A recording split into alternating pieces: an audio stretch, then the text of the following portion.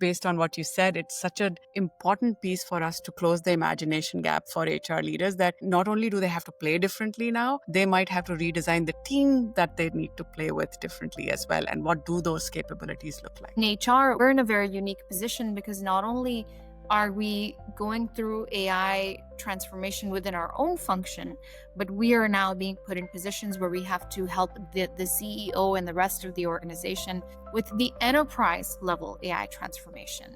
Yeah. So I think the skills that we will need to drive those types of transformations will be things like influence, things like change management.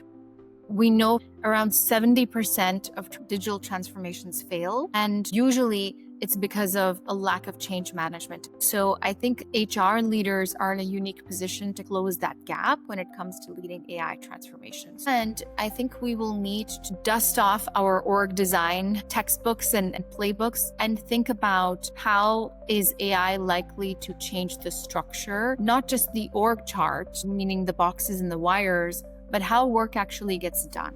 How are decisions made? So in the future, if I'm reporting to you and my agent is collaborating with your AI agent and there's a disagreement among the agents, which agent's recommendation gets implemented, right? We will need to think about decision rights in a different way. We'll need to think about work arrangements, including flexible and asynchronous work, in a different way. So to your point, if we have to redesign work, we first should be able to double click on a workflow and see who are the players in this workflow, who are the actors, who's doing what, who needs what information, how are the outputs of one person flowing as inputs to another person.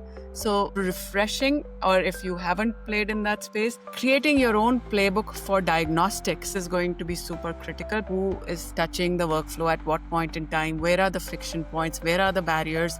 And then get into a conversation with all the stakeholders to say, does it make sense for this piece to be done by humans, or should we delegate it to a machine to do? Should we delegate to the machine so that it can make choices and decision?